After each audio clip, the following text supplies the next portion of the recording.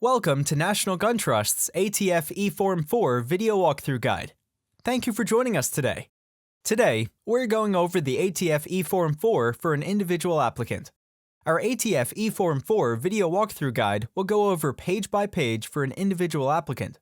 In order to start the ATF eForm 4 application, the FFL and Transferee will both need to have registered an account on the ATF's eForm website, or for existing users, update your account for the new ATF eForm's website.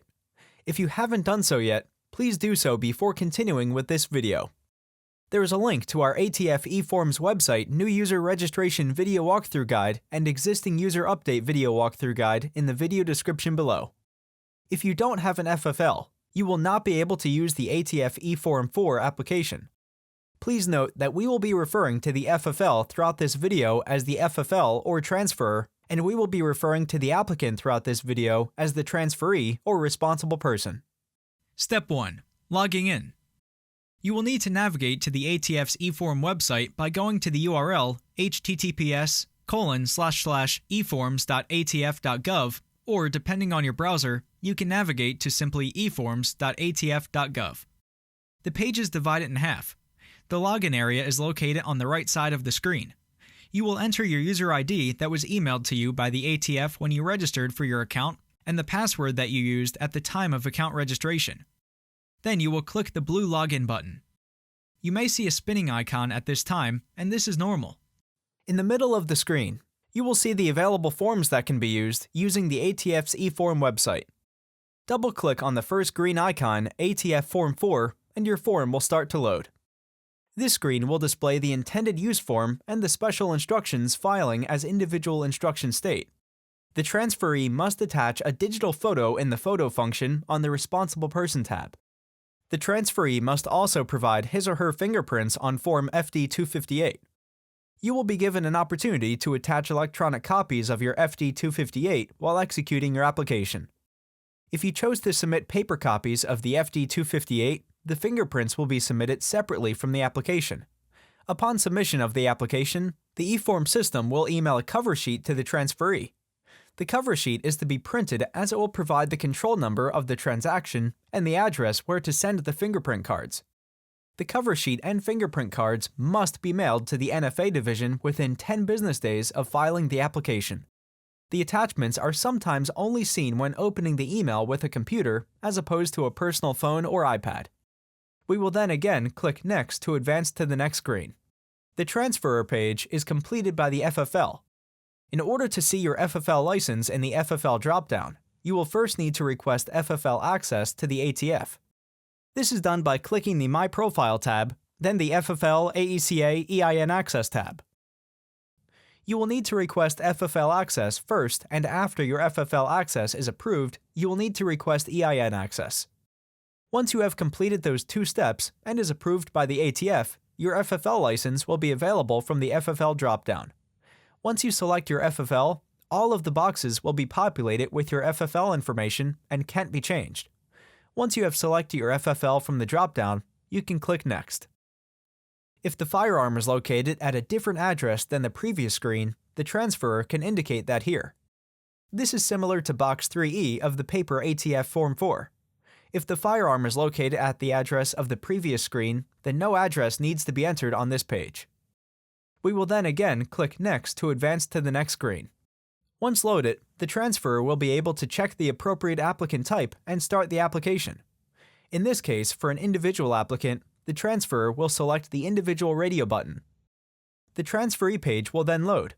This is where the transferee will indicate their information as an individual applicant and answer the transferee questions that are normally located on page 2 of the paper ATF Form 4 application. You will need to write in the transferee's information: the transferee's first name, middle name, last name, cadence, country, and address. When you type in the zip code, the transferee's city, county, and state will be populated automatically. You may need to select the city if the zip code is associated with multiple cities. You will lastly write in the transferee's ATF eForms account username. This must match their account. If it doesn't, then you won't be able to certify your application on the Certify page. After that box is completed, you can scroll down to answer the transferee's questions. You will answer each question by selecting the answer from the drop-down menu located next to each question. The options are either yes or no.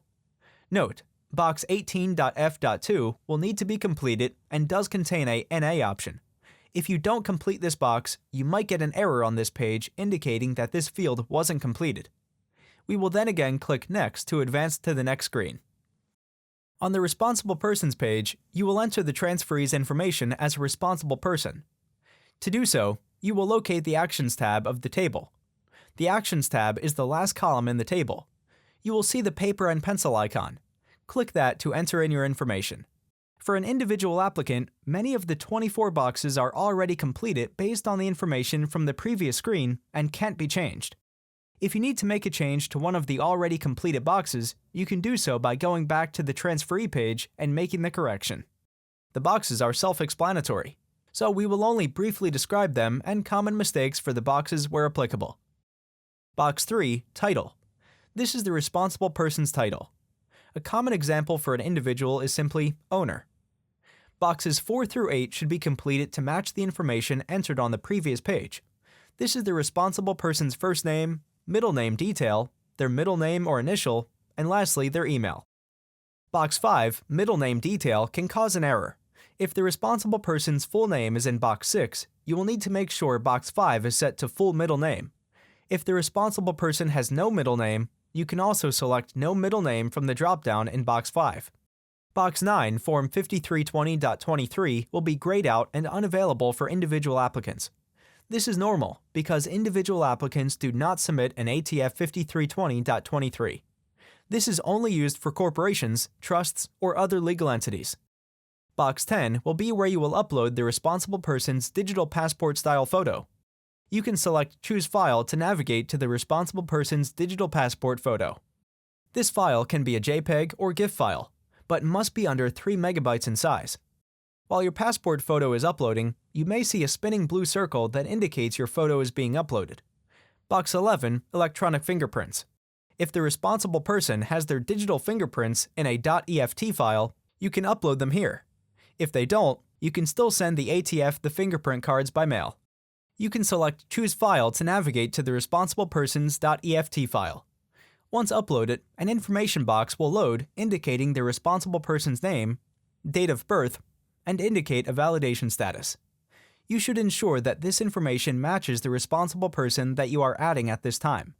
If the validation status isn't valid, the FBI won't accept the .eft file and you will get an error message indicating to retry or to submit fingerprint cards by mail.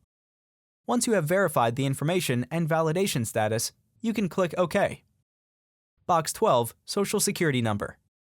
This is the responsible person's Social Security number and isn't required. However, entering their Social Security number will aid their background check and is recommended by the ATF for that reason. The ATF further indicates that ATF does not require an SSN. However, failure to provide this information may significantly delay the process of a background check and delay the rendering of a final decision on the application. You won't need to include the dashes, they will be populated automatically as you enter in your Social Security number. Box 17, Date of Birth. This is the responsible person's date of birth. The date slashes will be populated automatically as you enter in your date of birth. Box 18, Birth Country. This is the responsible person's country of birth. Box 19, Birth State. This is the responsible person's birth state. If their birth country is not the United States, then you aren't required to enter a birth state and this box will be grayed out. Box 20, State of Residence. This is the responsible person's current state of residence. Box 21, Sex. This is the responsible person's sex. Box 22, Race. This is the responsible person's race. Box 23, AR number or I-94 number are used if you have an alien registration number or your USCIS I-94 non-citizen number.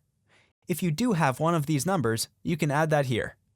This box can be left blank if neither of those two situations apply to the responsible person. Box 24, UPIN. This is the responsible person's UPIN. If they don't have a UPIN, you can leave this box blank. Once completed, you can verify the responsible person's information was entered incorrectly. If you need to upload a new photo, you can do so at this time. If you have missed one of the 24 boxes, you will see a red box around the box that is missing information. You can then update that box and then proceed to click Save and Close. Note that you won't see all of the 24 columns displayed like the previous eForms website, and this is normal. You will only see the status, title, first name, last name, state, city, street, date of birth, sex, and race columns.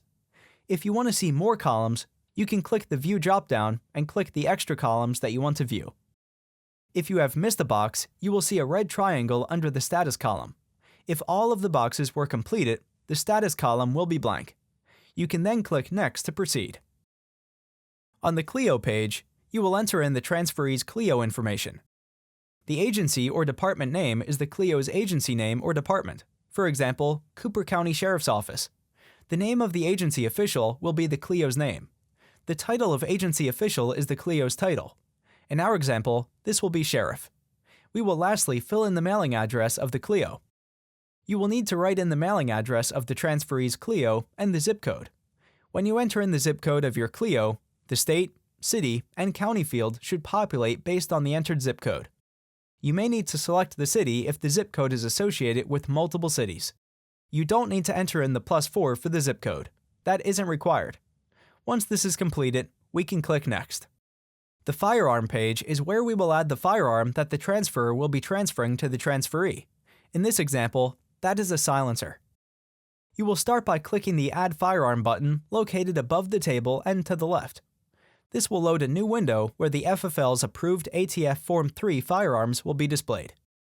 If you have a large inventory, you can search faster by typing in firearm-specific information to the white boxes above the columns in the table. You can search by serial number, manufacturer, product type, caliber, model, barrel length, or overall length. Once you have found the correct firearm, you can select the firearm and click OK. You will then see the firearm in the table. Note that for silencers, the transferee necessity statement box will be grayed out as shown. Other firearms, for example short-barreled rifle, will require this box to be completed.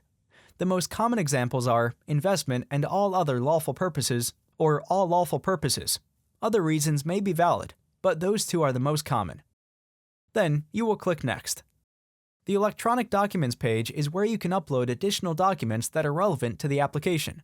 This is most commonly used for corporations, trusts, and other legal entities.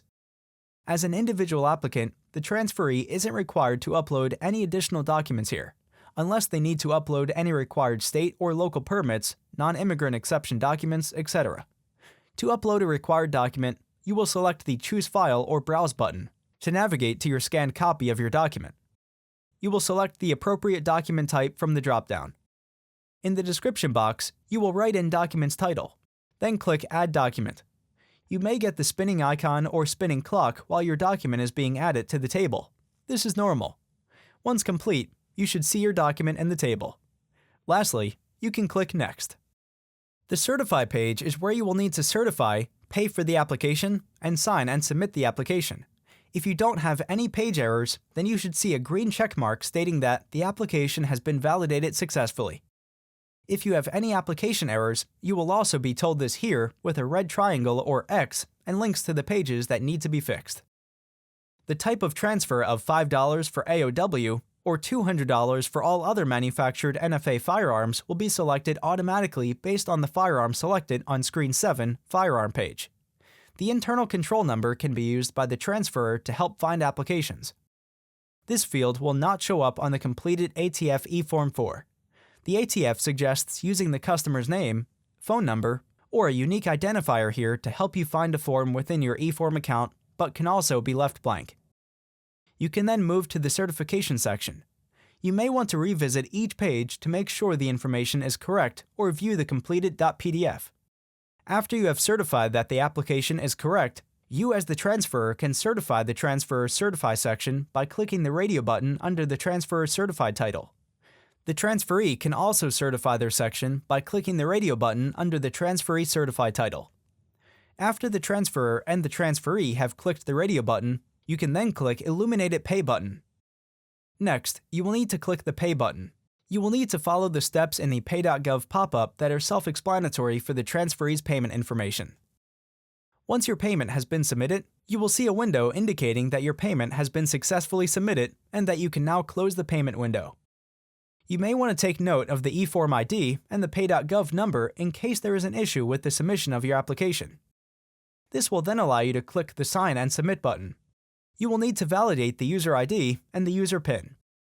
To begin, the transferee will read through the statement and enter in their ATF eForm's username and PIN. Once that has been entered, you can click Validate PIN. This process is repeated for the transferor. The transferor will enter in their PIN number and click Submit. After you click Submit, you may see the spinning icon at this time while your application is being submitted, and this is normal. Mailing instructions. We will now discuss the ATF eForm 4 mailing checklist. After submitting your application to the ATF will email the application cover sheet and completed ATF Form 4 to the transferor, FFL. The transferee will also get the ATF Form 4 emailed to them as well. The below items will be sent to the ATF after the transferor has received a valid cover sheet from the ATF, only if you did not submit your fingerprint cards electronically to the ATF using a .eft file. If you did submit your fingerprint cards electronically, no further paperwork needs to be sent to the ATF. The valid cover sheet. 2 fingerprint cards for yourself as an individual applicant. You should mail your cover sheet and fingerprint cards to the ATF with a shipping method that offers a tracking number to ensure that your package was delivered. You will only have 10 business days to have your fingerprint cards and cover sheet to be delivered to the ATF. Your application may be denied if the ATF doesn't receive your cover sheet and fingerprint cards within the 10 business days. The below items will be sent to the CLEO for the transferee named within the application. The CLEO copy of the ATF eForm 4 that was emailed to the transferee. The CLEO copy of the ATF 5320.23 Responsible Persons Questionnaire for each responsible person. The CLEO copy doesn't require a passport photo. The transferee won't need to send any FD258 fingerprint cards to the CLEO. The transferee doesn't need to ship the CLEO copy of the ATF eForm 4 and the CLEO copies of the ATF 5320.23 with tracking. The transferee doesn't need to ship the CLEO copy of the ATF eForm 4 with tracking. Once approved, the ATF will email the approved tax stamp to the email address indicated on the transferor's ATF eForm account. The ATF won't send you a physical tax stamp. If you want a physically printed tax stamp, you can view our ATF eForm 4 tax stamp printing service in the video description below. This completes the ATF eForm 4 Individual Applicant ATF eForm 4 Video Walkthrough Guide. Thank you for joining us today. If you have any further questions, you can email us your question using the link in the video description, reach out to us on Reddit using our account u/National Gun Trusts, or by simply leaving a comment below.